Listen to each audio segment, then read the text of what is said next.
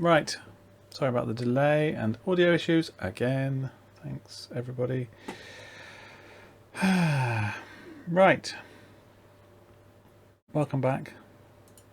Slightly late to the start of the stream, but here we are. It is what it is. In case you hadn't been here before, excuse me, in case you hadn't been here before, this is my procedural generation dev stream using my procedural plugin called Apparance, working in Unreal 5 with an asset pack from Fab for modular space station. I think it was probably the best description. So we're using various pieces from that to build a number of different, well, at the moment just rectangular spaces, but i.e. rooms. But we've covered a fair bit in the first 3 streams. So this time I'm going to crack on with the floor and ceiling and the patterning, because there's a number of different assets available for doing these floor and ceiling surfaces. They're different sizes, and so there's scope for making interesting patterns out of them. Let us dive into that then. You can catch up on my socials. There is a link to YouTube playlist of all the previous streams, and this time will be no exception. I'll try and edit out all the setup craft at the beginning. We'll see how it goes. Okay, for some reason my Windows had my main mic volume set to 15%, which is useless. Okay, let's get started. Hopefully I'll not be too much more waffle, but I can get cracking. Let us get started. Let's see where we were. We have these rooms. Let me open up the Apparance editor and I will dig in a little bit to see what we've got. Right, so this is our top level room procedure. Walls, corners and floor. So we abstracted the floor and ceiling into this rectangular filler procedure, which at the moment just does a grid of tiles, and depending on whether it's floor or ceiling, it switches to a different 1x1 tile set.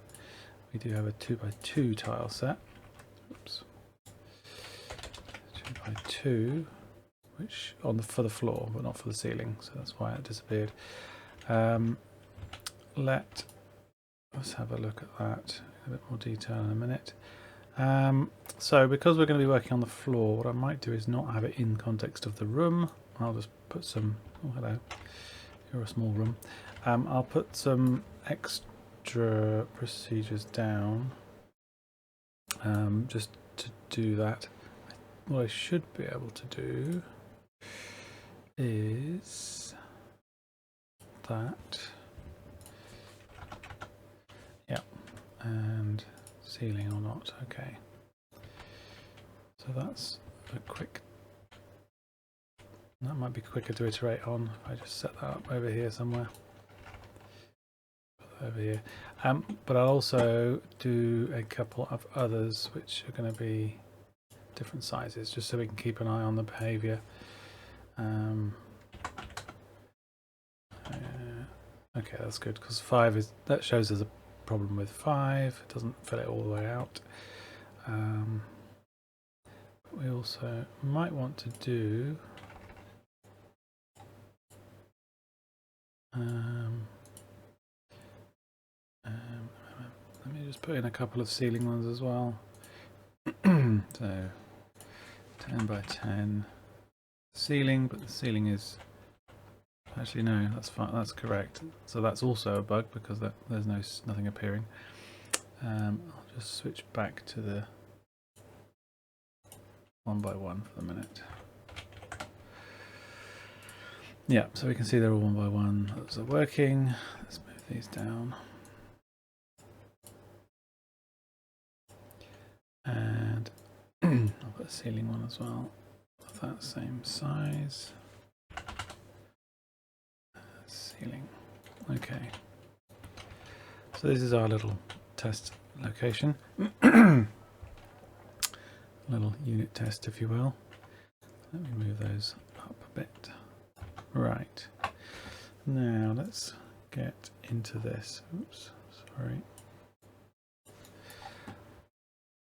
So the premise of the floor grid, well, no, not the floor grid, the filler, is that it can apply recursively to a given area until it's too small to accommodate certain features, and eventually it will be only be able to accommodate one feature, like a 1x1 or a 2x1 or something like that. And the various decisions along the way we can make to decide how, each time we chop a piece off, how it splits it up and what decisions it makes about those pieces. So if we look at the resources here, floor, yeah. So we've got some 1x1s and 2x1s, and there is ceiling here, which is just the 1x1s. We should probably add in some of the other assets, but we'll do that in a minute as we, well, there's different shapes like 2x1, 2x4, 1x4, and I think there's a bigger one as well on for the ceiling. So what we can do with the logic is, depending on the availability, we can decide whether or not we can use the piece at a given stage in the sort of subdivision. There's also the special case of the sort of border pieces, which are available. We'll do that a bit later. So a lot of this, with a lot of procedural techniques, there's a lot of thinking involved, deciding exactly what you're trying to codify in your approach, and there's going to be some of that going on right now, but we should be able to make some progress fairly quickly. So the first thing I want to do is a simple split of the sides of the space, and that's and then delegate to the sub procedure. Let me try have a look at that. I think at the moment we've got there's 2 different ceiling tiles, 1x1s, 3 different floor tiles, 1x1s. So we can actually, that will be enough to show us some variety, because as we subdivide, we can generate new seed, pass down different seeds, and use that to make choices about the tiles as well as the subdivisions. So in some of these cases, it will choose to use a different tile, and we can see the effect. So we should have enough to be going on with just using the 1x1s at the moment. So let me start going floor. So I'm going to have a little subcategory of these procedures called divide side, and this one's going to be sides. So I guess it's kind of subdivide. So I'm going to, as a step in the process, if there's enough space, it can do subdivision, and then once it starts running out of space, and we can start checking for that, it will then start instancing things. But for now, let's just do a split the sides off, subdivide, and see what we need in terms of logic and decisions and things. So for that, there is a frame operator called shrink, which is perfect for this. So what we'll have is the frame coming in, which the top level is the whole thing. We're going to decide to chop an amount off the side. For now, let's just say 1 unit, and in the x-axis. And that, and if I tick this, it'll shrink by that amount. So it'll chop off a meter down either side. Now, what we then end up with is 3 frames, 1 for each of those things, that we can then recurse into the our filler procedure, which is the generic make something interesting in this space for the floor or ceiling. We are going to need to pass ceiling flag through, but we'll see if that makes sense in a minute. Yeah, we're just going to have to do that for now. So it needs to know whether it's doing the ceiling or not for when it comes to actually place things. And we're also going to end up with 3 of these because there's 3 different regions to fill up. So they're there, but we also need to combine those back in. If I just do this, that now the output of those 3 things will get combined together. Now we can't use this as is yet because in here, which where we're going to put it, so this is one of the options of what to do, but we don't want to always do it because at some we'll end up recursing indefinitely and it won't generate anything. But what we want to do instead is make a decision about whether we should keep subdividing. Hi Dan. Yeah, don't worry, I was late starting because my audio was playing up as usual.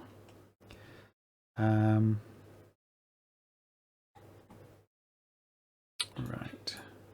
Yeah, so what we need to do is look at how much space we've got and make a decision. And if for now below a certain size, we'll just start putting things in using the floor grid, generic filler, and above that we'll do the this specific subdivision.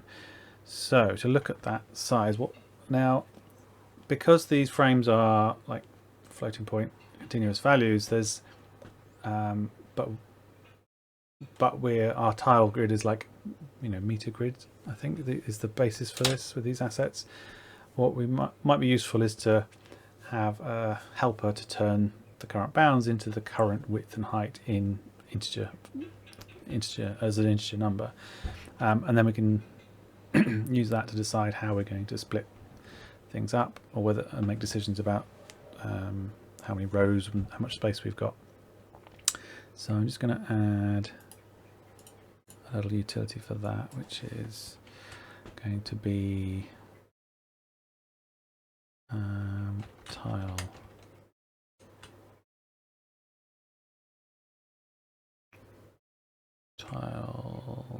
count, which is the size in tiles in X and Y, and that's going to take a frame, get its dimensions, that's our frame. Do we have any utility? Yeah, we can round, so we round these to the unit size in X and Y. I mean, there is no division needed, it just needs to be rounded basically. So what we can turn that straight into an integer value like so, and that becomes our width and height, count. Is that what I'm going to call it? That'll do for now. So this is the floor area bounds bounding.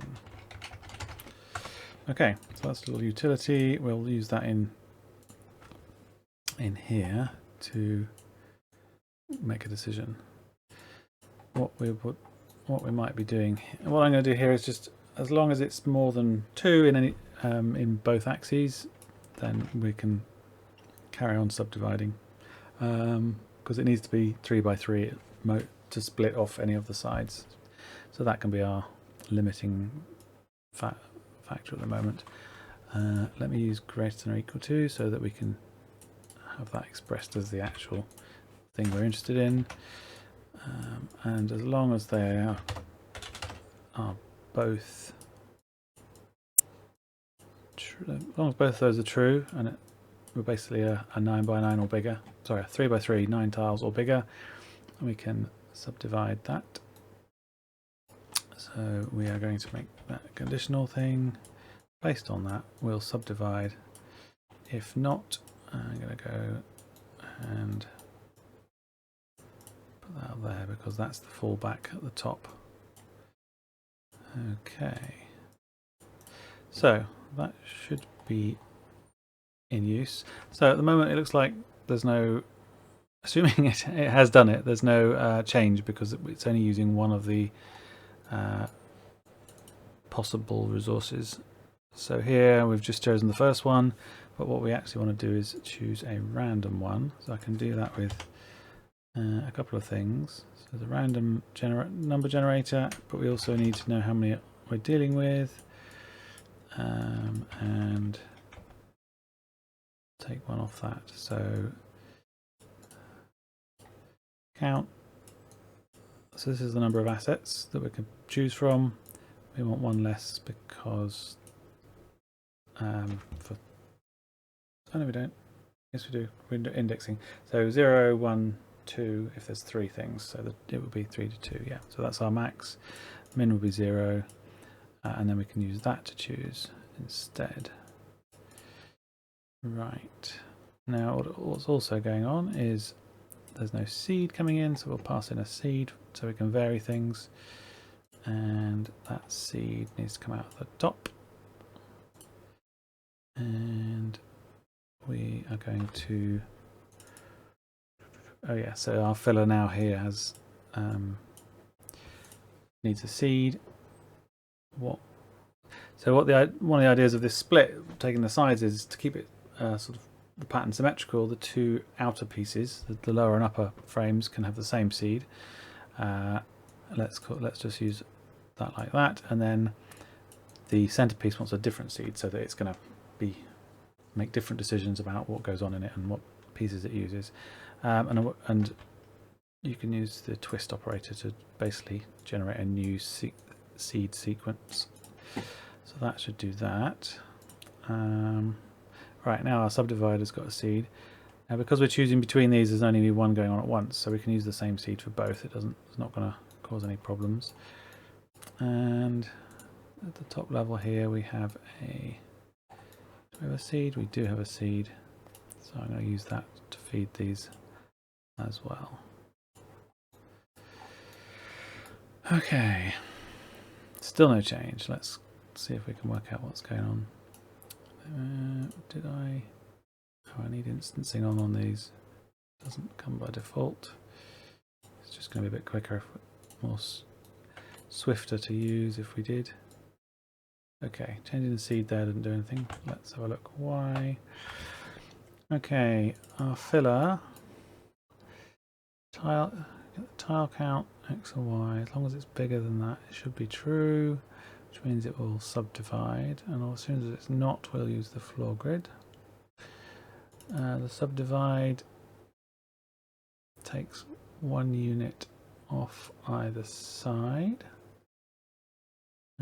Right, well, next step usually in this situation is to try and draw some things. So let's show this frame that we're being passed. Not going off merges. Let's merge inputs. Let's just grab another one.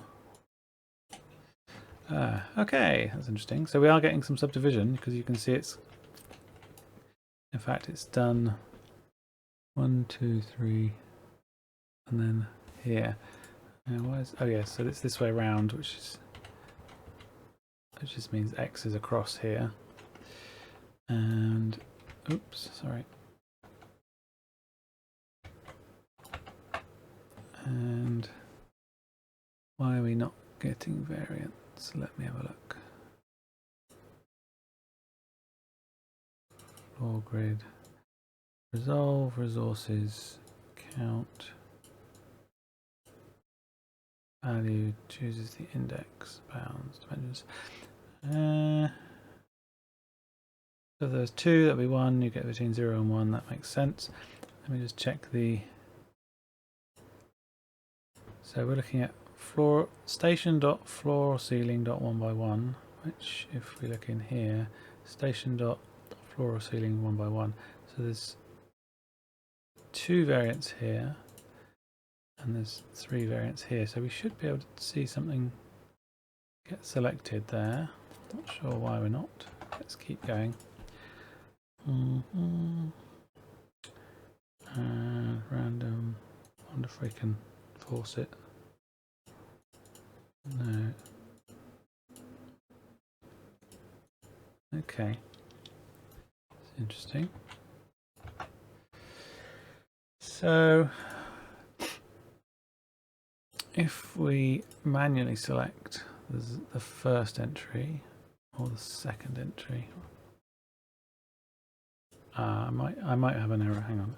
Let me turn on some diagnostics so I can see if there's any errors happening.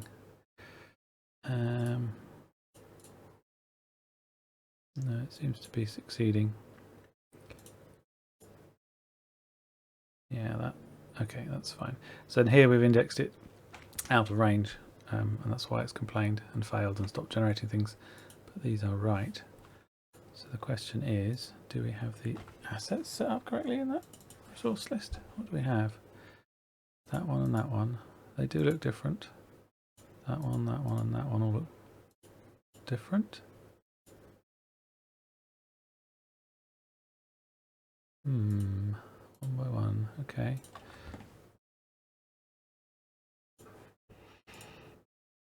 Solve variance list. Oh, okay. That's interesting. I'm just using that to. This is getting any asset because, right? This makes sense. Okay, this was just using one asset to find the bounds for the spacing. So where it's actually placed is buried in here. So let's go into there. Floor piece. Right, here is where we're. Here we go. This is where it's choosing a thing. So do we want to? Okay, so that's the full list of assets. What we do want it to actually use the same piece, I think, because the decision to do different things is handled higher up. So this is just a fill of the same piece. So in actual fact, what we will be passing in here is the actual asset, not assets. So I might take that out. It's going to break at the moment because this is now trying to access the structure incorrectly. But if I go back out, so this is asset, and this is asset. This is just tidying up the naming as I go. Now here the asset will be, let's put this back in, get this, and it's no longer any asset. This is a specific asset.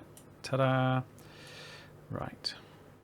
So this is our random selection process here, which is passed in to be the asset to use. Okay.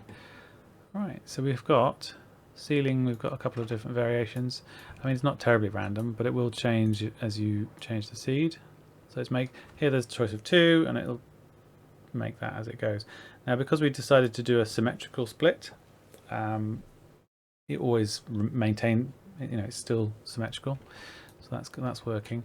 Here we've got a couple of different ones. So these are the border pieces. I don't think they work terribly well as filler, so we might take that out of the list and just use these two for the singles. But basically that's working. And then this one, these two over here are doing the same. Again, there's a little bit of variety available in what it ends up doing. Oh, we don't see. Oh yeah, it is subdividing this center. It's just that the frame we've got is on the passed in one. So if I set that to be, right, I don't need these. Excuse me. What's it doing? Filler. No. Subdivide here. Showing the frame. If I show the middle frame, for example, yeah, that's a bit better. That'll see where it's subdivided. So this first one has chopped off the outside and so on, and then it stops when it gets to 2 because it can't do anything. It can't subdivide, and we said 3. And if it's still 3, then it will subdivide again. Okay, that's good. Now we've started off. We've got a simple divider, initial divider, which is the split. We've got the filler working, and so one of the next simple things you can do is that for this subdivision, or for any split, in fact it could just be generalized.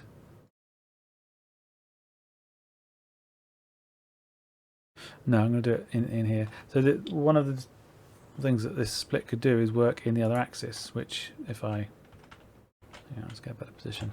if I just change it to use y, then everything happens in y instead. But we could make that a decision, make that something it decides as it goes. And I don't have a utility for probability, but I'm going to add one. So quite useful to have a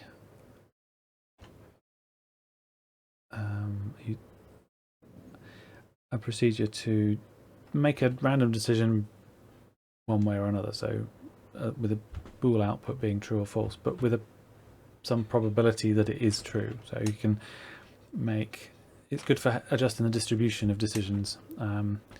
Decide something, some portion,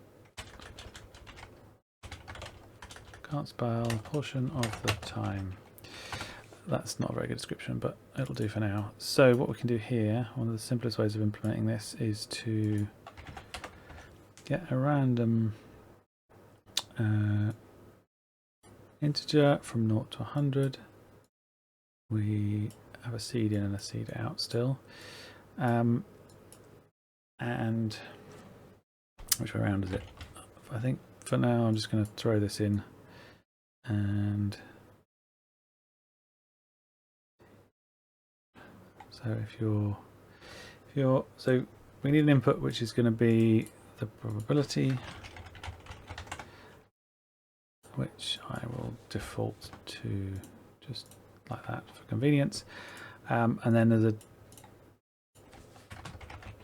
whether it's decided that or not on the output, and we've got, so we generate a random number between 0 and 100 inclusive, and if we if that value is I can never get the logic right.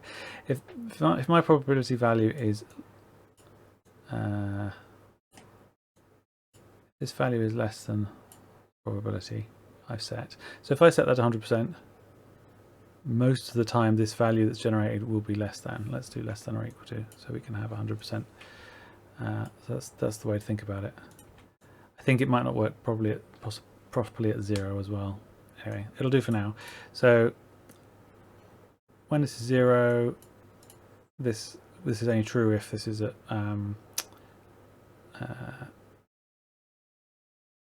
at 0, which is very rare.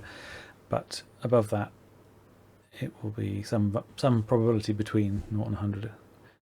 Okay, let's just go with that. That can be fixed later. That's the beauty of the modularity. If we have a situation that comes up where we set it to 0 and it still does it, then that's probably why. But for this sort of cosmetic stuff, it's less important. Let me see how we do it. How we're going to apply this. What was I doing? Oh yeah. So in this subdivide, we're going to make this decision here based on some probability. Well, given that there's not really any obvious way around that or priority for those two things, we should probably just work at a 50% probability. I'm going to inject it into the seed stream so it gets a seed value, and this true then needs to choose x and y on here.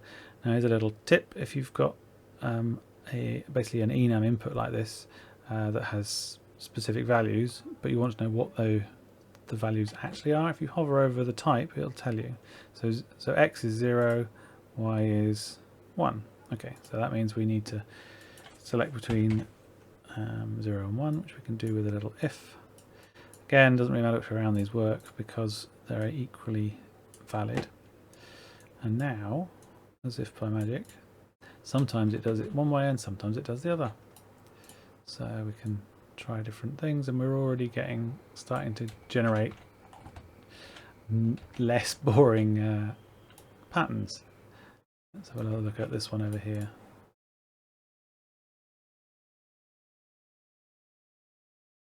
Cool. So you can see sometimes it's choosing X and sometimes it's choosing Y.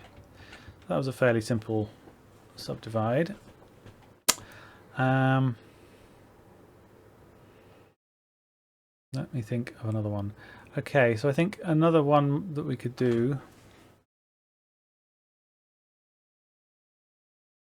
Let me think a minute. So I want to use the border, which is a bit more complicated to set up, but it should produce quite a nice effect. And we can explore how that works. Again, that's a decision to make based on things like, is there enough space to do this? So to put a border around, let me show you what I mean by that actually. Save this level. If I go to the sci-fi pack, there's a demo map. Yeah. Yeah, save everything.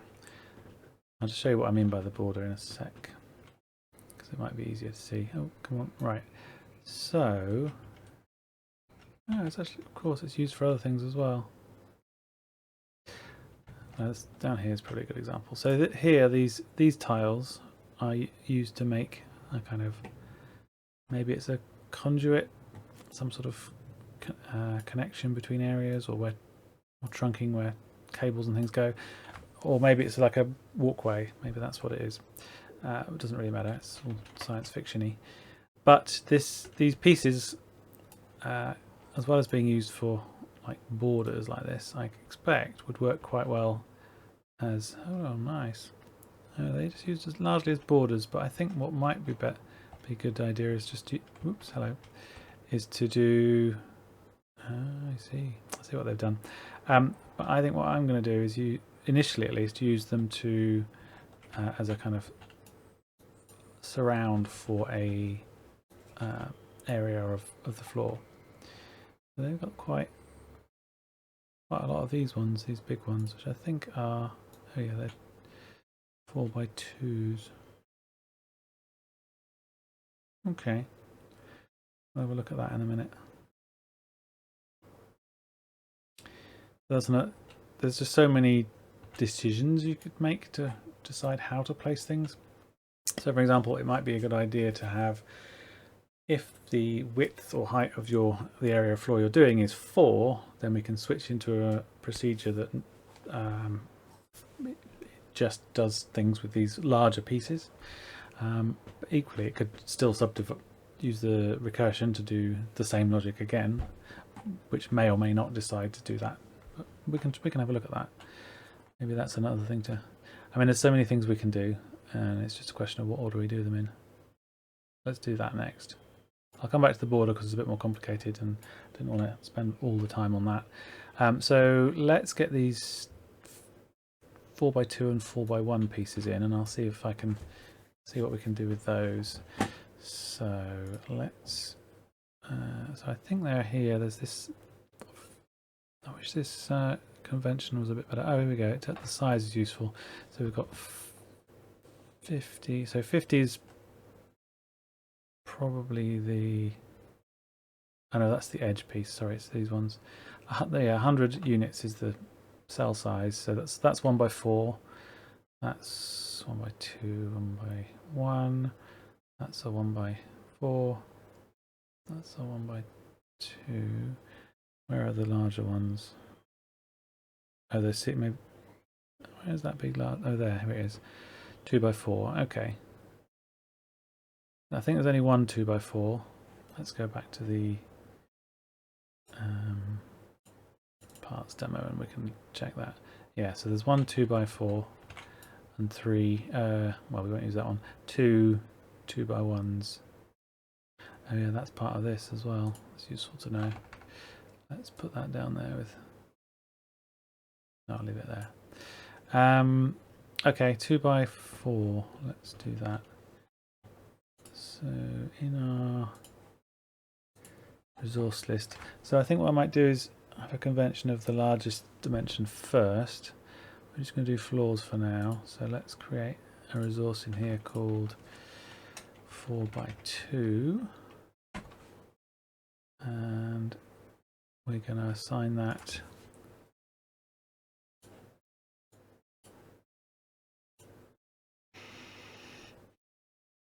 this one, 4x2. Make it a variance as well. 4x2, there's only one of those. And we've also got 4x1s, so we'll add that. 4x1. which is this one. Yeah. 4 by 1. But we've got some more, so let's do the other one. That one. Yeah. Okay, hopefully they'll be good. 4 by 2, 4 by 1. Right. Let's go back to our test.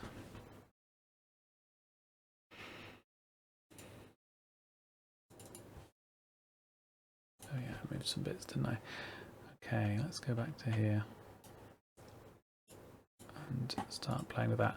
So what as I was saying just now, in our filler logic here, if one of these dimensions is 4, we can defer to the 4 handler, if we want to call it that, which might be a good way of putting it.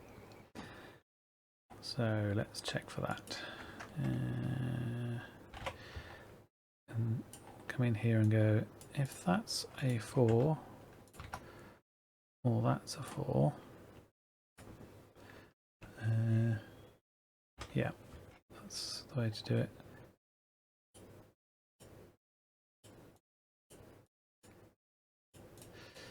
So if the width is a 4, we're going to build 4, put in some 4 by something pieces, and then maybe subdivide.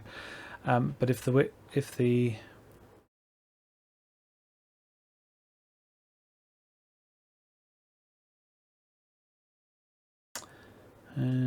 yeah, but if the height is 4, we can use the same procedure but the other way around. So what we might need to do is conditionally rotate it before we pass it in.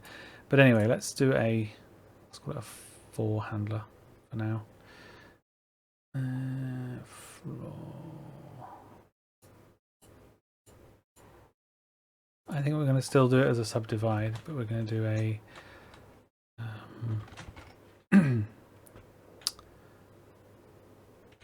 handling spaces that are 4 wide. Cool.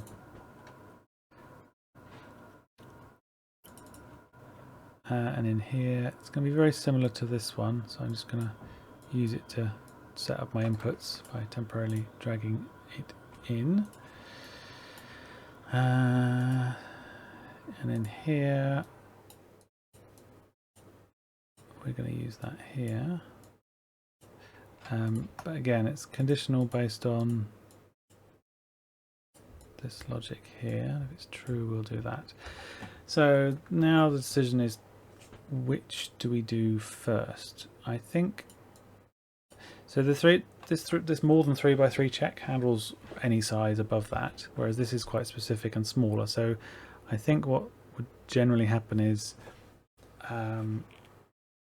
if we test the rarer cases first, then they get a chance before they get swamped by all the more common things. So what we'll do is move this up and bring these down. That doesn't actually make sense. Let's do it the other way around, because these are going to, on this branch, the other way around.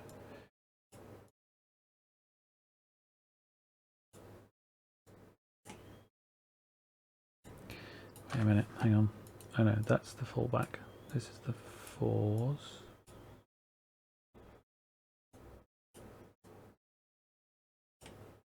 Okay.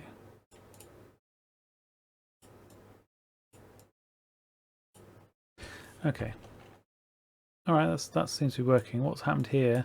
So for these two, it's got down to something that has a width of 4 or a height of 4, and it has gone into this procedure which doesn't do anything. So we end up with nothing. So we can see that here, which is good. That means that's working. So now we can just say, okay, let's place some 4 by somethings, and then recurse. What I might do is keep it symmetrical, so it places one at either end, which is very similar to the previous procedure, but we're actually placing something down. So I will implement the logic as new logic. So we'll do that. So subdivide 4s is going to be a, well, actually that isn't true. What we want to also do in here is if it's 4 wide but it's only 1 deep, then we're forced to, there's only one thing we can place. But if it's 2 deep, we could place 2 of those, or we could place 1 of the other types. And if it's more than that, then we can start deciding how we're going to split things up. It's a bit, I wonder if we can reuse the, yeah, so we can reuse the grid to fill the space if it's less than, well, up to 4. It would probably be a good thing to do. And if it's up to 4, if it's 1, we have to do the 1s. If it's 2, we can do 2s or 1s. If it's 3, we have to do the 1s. If it's 4, we can do 2s or 1s. So if it's, depending on whether it's odd or even, we can just select which things it needs to place. So let's build that.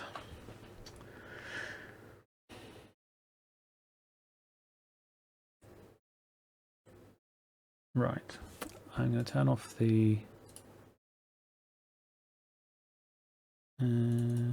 this frame. Don't want to show that anymore. Let's just get rid of that. So we're going to have a similar logic here, but I'll recreate it explicitly. In here, we might want to show. Let's just start by showing what we're working with. So this is the area we're dealing with. Say 4, so you can see the x-axis here. So it's 4 in the x and something in the y. So let's see what it does with that. Now this over here, this is something in the x, 4 in the y. In order to make this procedure universal, we want this case to be reoriented so that x is in the 4, always in the 4 direction. Then we don't have to think about handling both cases inside this procedure. The seeds values we've got here just happen to have generated these 2 cases, which is quite handy.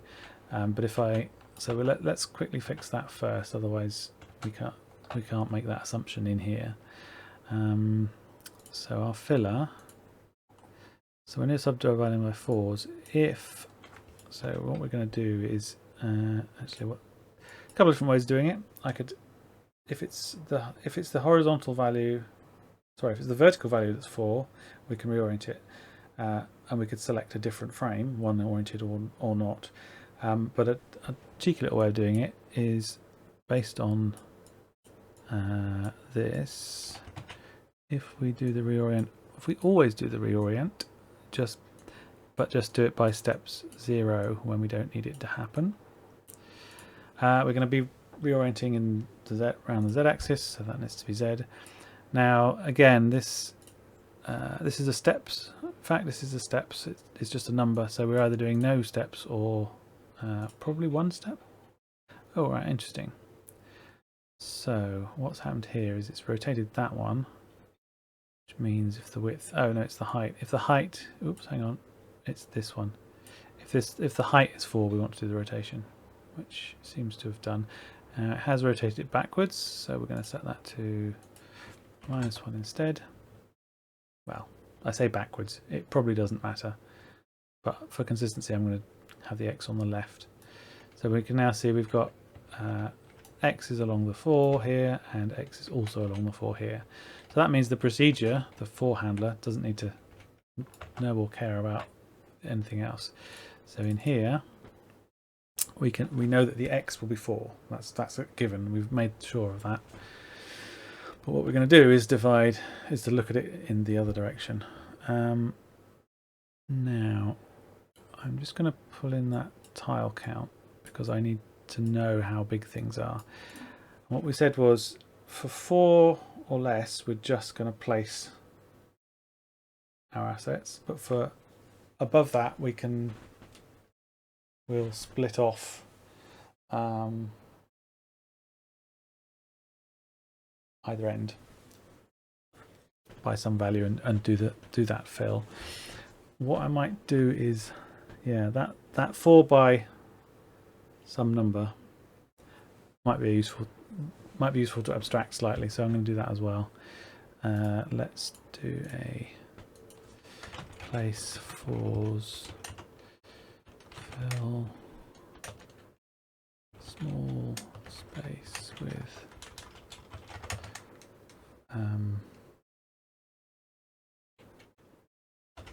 width 4 tiles. You'll see why that comes in useful in a minute. For now I'm going to just put a frame in so we can see what it does.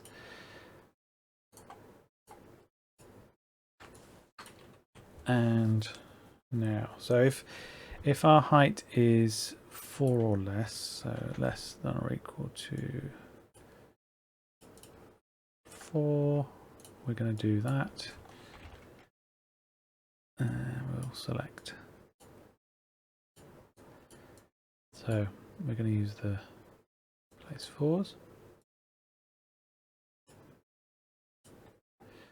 Now both of these, for both of these that's not true. I wonder if we could force this to, no, there's no case where that will generate a 4 by something. So for now let's just make this 6 just to see if we can, there we go, that's a small one. Let's make that smaller. There you go. So there it's this, alright, at this point I think it might have decided, no hang on, we would get the frame, wouldn't we? Yeah, it's tricky to force it to do that. There we go. So we do 7. So that has found that, oh, I've got a space that's 4 wide and less than or equal to 4 deep. So I'm going to use this new procedure. Oh, the width is not a whole number, that's why it's sticking out. So I'll leave that seed set like that, because then we can use that as to visualize it. So that would then decide to work out what pieces to put in that space to make sense. But for the bigger one, what we'll do is, so this else case effectively is going to be splitting off some amount from the top and bottom and then recursing the rest. How are we doing? Oh, apart from a... That's all right, Dan. Catch you later. So we had a bit of a delayed start. I'm probably going to do another half an hour from now, just to make up for that. And also, I normally do a little bit more than the hour of stream. Let me have a look. So, okay, right. Frame. So we need to split. We need to shrink again, which is the useful operator we have for doing chopping pieces off. Now we know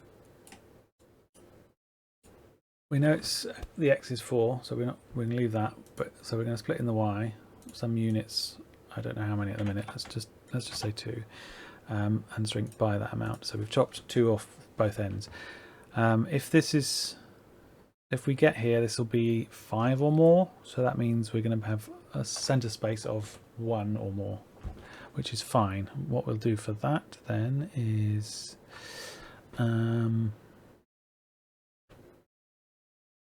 just defer to the filler. I'm going to need to merge these together because we're going to have 3 different things coming in. I'll add an extra one as well in case we want some debug stuff. And this is what happened. Oops, this is what happens in this case.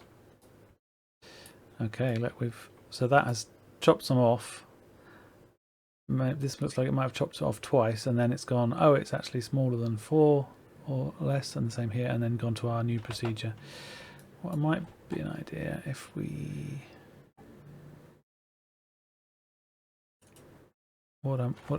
So this is the general frame. It doesn't show things terribly well, like different things. So what I'm going to do is put a coloured box in, which, see what that looks like. Yeah. So let's do a sort of green. So this is our 4s procedure being used. Right. So the centre is going to be just going to recurse into the filler, but the 2 chopped off pieces can just use our new place procedure. Donk. Oops, hello. Like so. good tip in this situation, because you can't tell the difference, is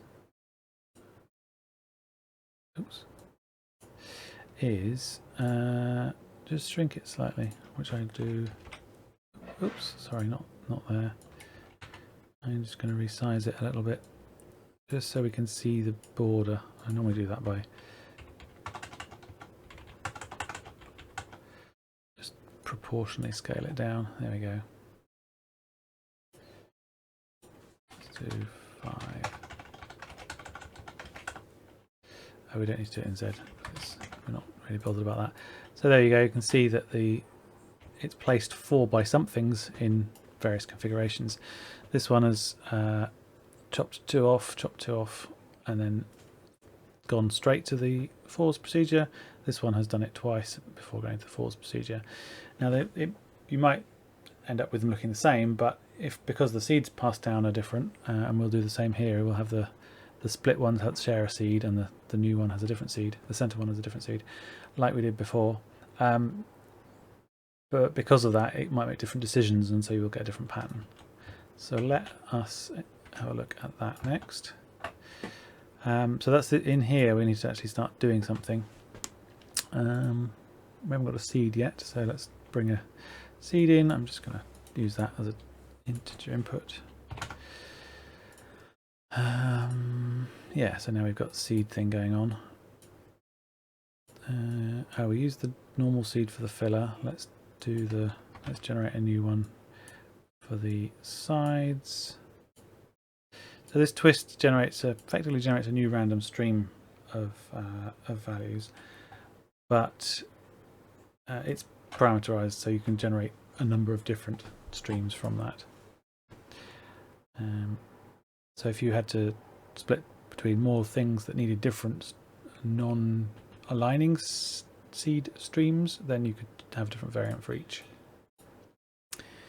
Right. Oh, this has got one as well, but that can use the normal one because it's exclusive to the other choice. Let's go in here and have a look. So here we're going to be placing our assets. So we need to look at our assets. So we'll, resolve variance. Now our asset, we want our 4x1 and our 4x2. So if we take, okay, so this is something we're going to need to do often, and that's switching by the whether we're doing the floor or not. And we did it up. Where did we do it? We did it here for this floor grid. But I think what we should be doing is, well, this logic here probably wants to be abstracted. So I'm going to copy that, and let's do assets.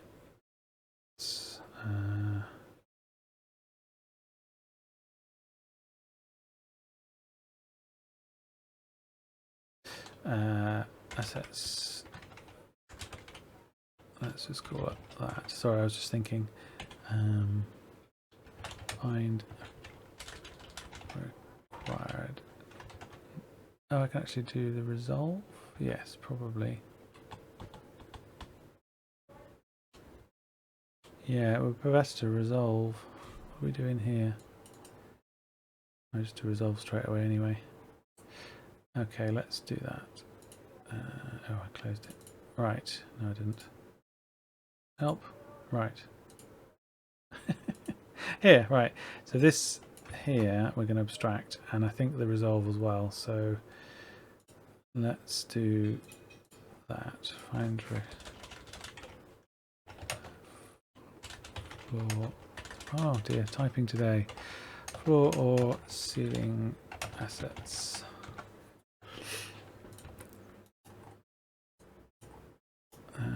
Do that. All right, I think so. We need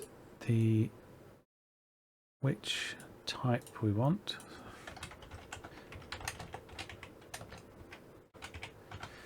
And we also need to know whether it's ceiling that we're dealing with, and we're going to then resolve.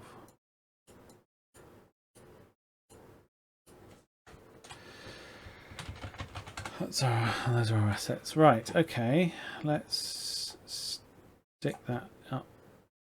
Let's not put that in. We're going to be doing this. We do need to know that it's ceiling.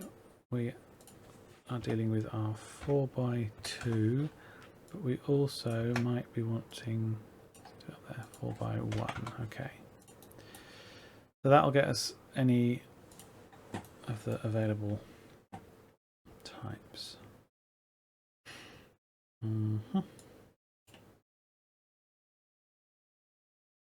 we need to make a decision about, based on the, so we talked about doing odd and even based on the height. So if we get the tile count again, if the height is even, we can use either, but if it's odd, we have to use the singles. So we are going to make a decision about that. So we can, something's going to come up with a condition, and we've got this lists selection. So if it's right, bit of coding jiggery pokery here. The bitwise operators. So this value here is an integer, not 1, 2, 3, 4, represented in binary. There's a little hack that you can look at the bottom bit to see whether it's odd or even. If it's a 1, then it's odd because it's got the rest of it. It's some multiple of 2 plus 1, and if it's 0, then it's even. So we can use that. And there's a bit test or clear. There's a bit test here operator which we can use. So if we are going to say, if we want to know if it's even, then the bit 0 needs to be clear. So this is even. Feed that in here, and then so if it's even, we can choose between these two, and if it's odd, we have to use that one. So that decision is if it's odd, then we don't get to make a choice. But if it's even, we can choose either of these, and it doesn't really matter which. So we can just use some probability. And for now, I'm going to do 50% chance of choosing one or the other. Excellent. Now, this floor grid here, at the moment, takes the string. I'm going to take that out and replace it with, let's take that out. I'm going to actually pass in the assets instead. So we can refactor this slightly, so it doesn't take the string, it takes the assets, which is the list of variants to place. And if we look in, so now we have to fix this up. What we're going to be doing is using our new procedure here. The type we wanted in this case first was the 1x1. Oh, interesting. That I haven't done. Yep. So this is going to append together station, dot, floor or ceiling, and we need another dot. So we need another. I've just realised we need another entry in there. I'm just going to do it like this. Excuse the noise, our windows are being cleaned, like so, and then I can put the dot in there. Very inconsiderate of them.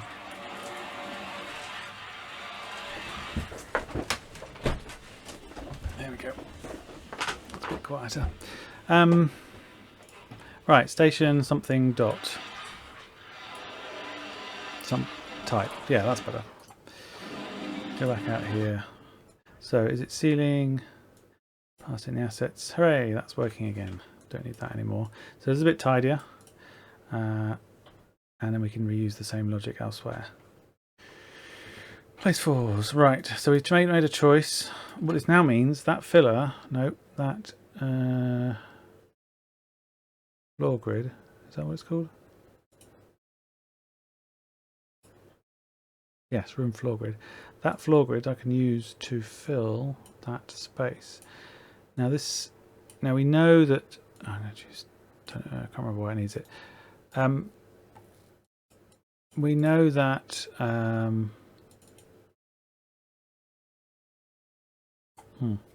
We know that the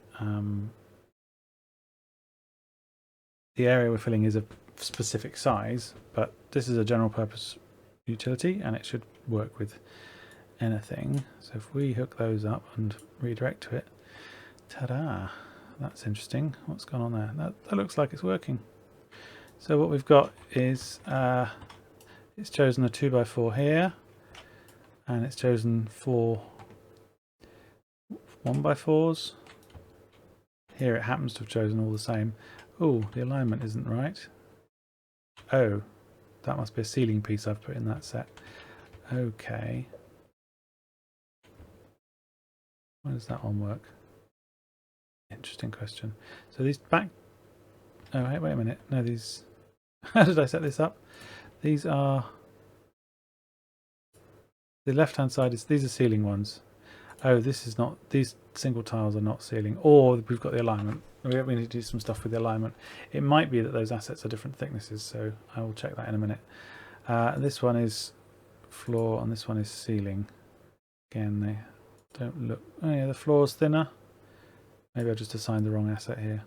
It works on this one. That is not the ceiling. Oh, maybe... I don't think we set up any ceiling ones. I'm surprised this is doing anything. In our resources, we've only got 1x1s for the ceiling. Oh, I know why that is.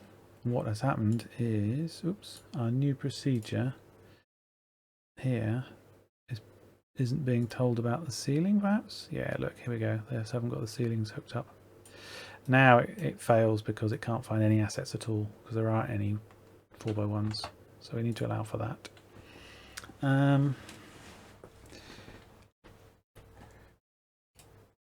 So this asset logic here, I think we are probably going to want to abstract out to the sort of top level at some point, but we can do that later. And the reason for that is this selection process is going to happen a lot, and it means that the logic in here is going to happen a lot, and this would always be the same for each given type. So it would be best to have it done once out at the top level. There's an efficiency thing, but it's not essential, but it's kind of probably, it's a shrewd sort of technique that we can talk about later. Right, how are we doing? Okay, I'm going to see if I'm going to check. We should have we got some ceiling 4x1s?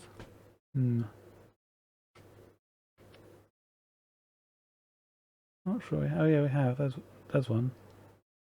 It's got a slight quirk in that it's 120 wide because it's got a sticking out bit. We've got 2 2x4s though, and a 4x4. Ah, there's a 4x4 we can use as well. All right, let's put these 2 in and this one and see what happens. Let's set that up. So for the ceiling, we're going to have a 4x1, which initially is that one. Oh, that didn't work. What did I do? Oh, I see. I must have missed it. 4x1.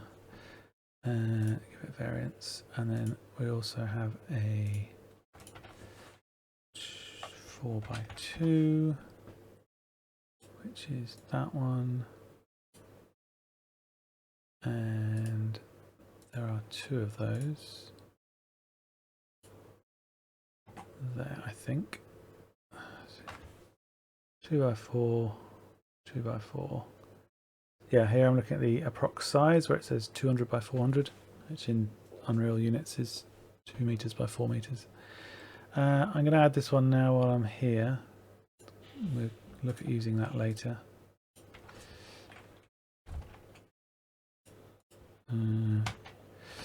Which is a 4x4 special feature. Okay, that's those. We might find, we've got some results. It has done that. Interesting.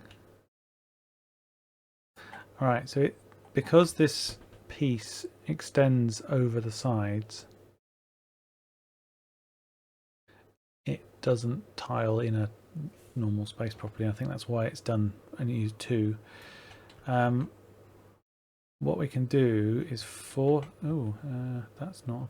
Why is it still choosing that piece? Did I add the wrong piece? No. Oh, I'm probably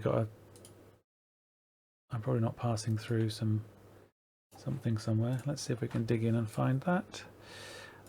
From here, ceiling, 4s, ceiling. Ah, look, here we go. That's not got it in. There we go, same thing. Okay, there is only one 4x1 we've just added, but what we can do to make that work is fix it in the assets. So at the moment it's got a bounds that is wider than 1 unit, but that's just because there's sticking out pieces on the asset. Let me open the asset and I'll show you what I mean. Yeah, so this is yeah, so we can kind of see it's a meter wide, but there's these pieces sticking out the side, which look nice, but they need to be coped with. Yeah, it's going to intersect if we put 2 of these next to each other, but we'll see what that looks like.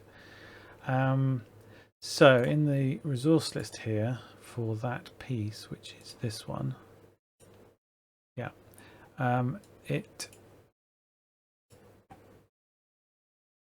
so the bounds is taken from the actual mesh. What we can actually do is provide a different mesh for the bounds, or we can specify the bounds explicitly, which if we look here, let's put that 60, 200, 40. Okay, what if we set the, so this is where we can see it's not a multiple of a meter. Now the way the bounds are specified here is there's a center and an extent, which means it extends that amount in both directions. So this is half of the actual bounds. So if we set that to 50, what we should find, if I do this, is now it treats it like it is narrower. Oh, okay, the intersection's not too bad. There's a bit of Z fighting. I would say that's a win for now, and we'll just ignore that. But yeah, so there's the ceiling pieces looking a bit better.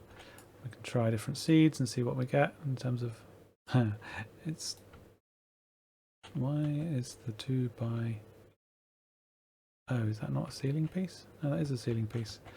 They've got some alignment issues we'd have to look at, or it's a scaling issue, or it's supposed to be recessed. I don't know, we can look at that later. But we've got some pretty good results, and we can you can generate all sorts of interesting patterns to fill a space. And we'll certainly add to that in the future. Again, not much choice for the ceiling. Oh, I've decided to use the ones. Oh yeah, we still have the one logic, I think.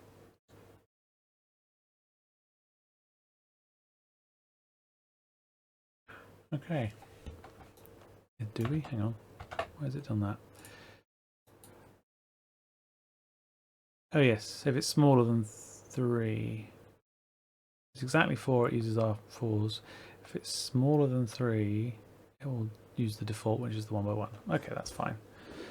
And it seems to have done it multiple times here. That's why there's lots of them. Oh yeah, as soon as you get down, even if it's a long strip, as soon as you get down to less 2 or 1, it will use that procedure to do the ones and fill it with ones. So again, we've got some 2 by 1s and 2 by 2s. We can use those. We can decide whether we're using them in that situation. Right, I think next, well, I'll quickly show you a little funky feature of Apparance, which I quite like.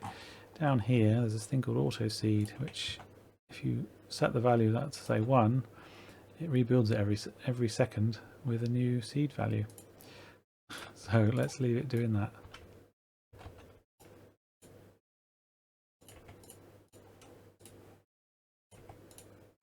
It's really just for demonstration purposes, but it works quite well.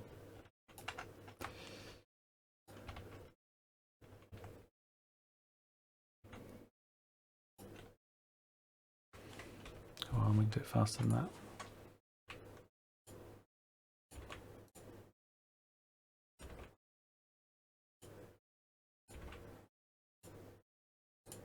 There we go. There we go. I think we'll call it a day there. We have some interesting floor and ceiling patterns going on. In fact, if we look over here, do we have it? Is it already using it? Yeah, it is. There you go. It's already using it. But we can do better, and we will do better next time. So I'll call it a day there. Cool. Are we still streaming? We are still streaming, good. Yeah, thank you for joining me. Same time next week, we'll do some more of that. Get more interesting patterns, more variety, fix up some of the issues like the offset of those ceiling pieces perhaps. And look at the border that I wanted to include for the floor. So yeah, let's go with that. See you next week.